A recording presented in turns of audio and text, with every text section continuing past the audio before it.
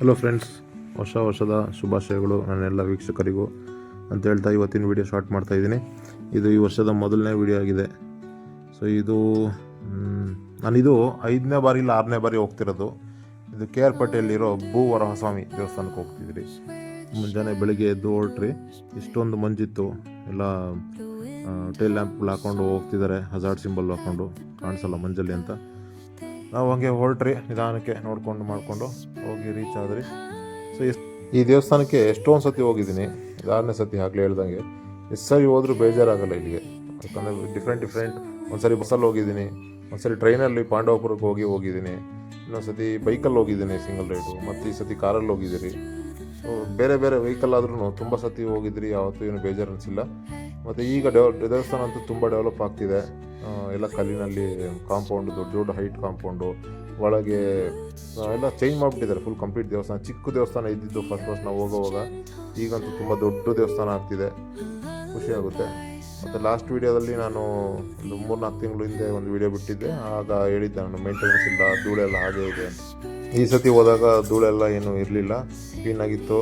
ಕಲ್ಲುಗಳು ಕಾಂಪೌಂಡ್ ನೋಡ್ತಿದ್ದಾರಲ್ಲ, ಎಷ್ಟು height compound ನೋಡಿ ಟ್ರೈನಲ್ಲಿ ಹಾಗೆ ನಿಲ್ಲಿಸ್ತಿದ್ದಾರೆ. ತುಂಬ ಜಾಸ್ತಿ ಕಲ್ಲುಗಳೆಲ್ಲ ತರಿಸಿದ್ದಾರೆ, ಇನ್ನೂ ಜಾಸ್ತಿ ಕಟ್ಟೋದಿದೆ ಅನಿಸುತ್ತೆ. ದೇವಸ್ಥಾನ ತುಂಬ ದೊಡ್ಡದಾಗುತ್ತೆ. ಒಳಗೆ ಅಲ್ಲಿನ ಆರ್ಚ್ ಥರ ಕಾಣಿಸ್ತಿದೆ, ನಿಮಗೆ ಗೋಪುರಗಳು ಆ ಥರ ಎಲ್ಲ ಮಾಡಿದ್ದಾರೆ. ಒಳಗೆ ತುಂಬ ಡಿಫ್ರೆಂಟ್ ಆಗಿಬಿಟ್ಟಿದೆ. ತಿಂಗಳು ಹೋಗ್ತಾ ತುಂಬ ಡಿಫ್ರೆಂಟಾಗಿ ಕಾಣಿಸ್ತಿದೆ ನೋಡಿ. ಕಾಂಪೌಂಡ್ ಎಷ್ಟು ಐತಿದೆ ಒಳಗಿಂದ. ಇದು ಈಗ ನಾವು ನಡ್ಕೊಂಬಂದು ಸೀದಾ ಟ್ಯಾಂಕು, ಕಾಲು ತೊಳೆಯೋ ಟ್ಯಾಂಕ್ ಹತ್ರ ಹೋಗ್ತಿದ್ವಿ ನೋಡಿ. ಎಷ್ಟು ದೊಡ್ಡ ದೇವಸ್ಥಾನ ಥರ ಕಾಣಿಸ್ತಿದೆ ಈಗ. ಮತ್ತು ಆ ಕಂಬಗಳ ಮೇಲಿರೋ ಕೆತ್ತನೆ ಎಲ್ಲ ಮಷೀನಲ್ಲೇ ಮಾಡಿರೋದು, ಆದರೂ ಹಳೆ ಕಾಲದ್ದು ಮೈಸೂರು ಕಾಲದಲ್ಲಿ ಮಾಡ್ತಿದ್ರಲ್ಲ ಆ ಥರದ ಡಿಸೈನೆಲ್ಲ ಮಾಡಿಸಿದ್ದಾರೆ.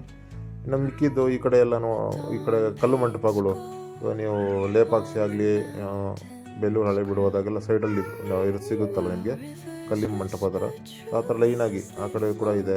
ಈ ಕಲ್ಲಿಂದು ಡಿಸೈನ್ ಕೂಡ ನೋಡಿ ನಿಮಗೆ. ಎಲ್ಲ ನಾವು ಹೊಯ್ಸಳರದ್ದು ದೇವಸ್ಥಾನಗಳು ಹೋಗಿರ್ತಾರೆ, ಸೋಮನಾಥಪುರ ಆಗಲಿ, ಬೇಲೂರಾಗಲಿ, ಹಳೆಬೀಡು ಆಗಲಿ, ಆ ಥರ ಶೈಲಿಯಲ್ಲೇ ಡಿಸೈನ್ಸ್ ಎಲ್ಲ ಮಾಡಿಸಿದ್ದಾರೆ. ಸೊ ಬಟ್ ಏನಂದರೆ ಆಗ ಮನುಷ್ಯರು ಮಾಡಿದರು ಕೆತ್ತನೆ, ಈಗ ಮಿಷಿನಲ್ಲಿ ಮಾಡಿಸಿದ್ದಾರೆ. ಅದು ಡಿಫ್ರೆನ್ಸು. ಟೆಕ್ನಾಲಜಿ ಯೂಸ್ ಮಾಡಿದ್ದಾರೆ, ಆದರೂ ತುಂಬ ದೊಡ್ಡ ದೇವಸ್ಥಾನ ಆಗ್ತಿರೋದು ತುಂಬ ಖುಷಿ. ಹಾಗೆ ಹೋಗಿ ದೇವ್ರ ದರ್ಶನ ಮಾಡಿದ್ರಿ. ಇನ್ನೊಂದೇನೆಂದರೆ ಅದೇ ಎಲ್ಲ ವಿಷ್ಣು ದೇವಸ್ಥಾನ, ಇವಾಗ ತಿರುಪತಿಯಲ್ಲಾಗಲಿ ಎಲ್ಲೇ ಆಗಲಿ ದೇವಸ್ಥಾನ ಗರ್ಭಗುಡಿಯಲ್ಲಂತೂ ಟ್ಯೂಬ್ಲೈಟು, ಲೈಟ್ಸು ಏನೂ ಯೂಸ್ ಮಾಡಲ್ಲ.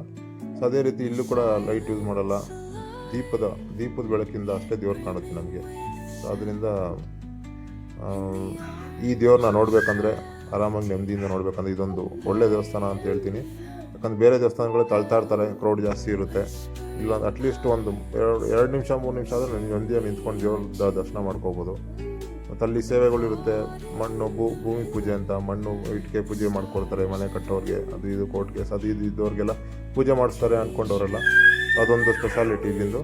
ನಾನು ಮಾಡಿಸಿದ್ದೀನಿ, ಒಳ್ಳೆಯದಾಗಿದೆ. ನೀವು ಹೋಗಿ ಬನ್ನಿ, ಒಳ್ಳೆಯದಾಗುತ್ತೆ ಅಂತ ಹೇಳ್ತಾ ಈ ವಿಡಿಯೋ ಮುಗಿಸ್ತಾ ಇದ್ದೀನಿ.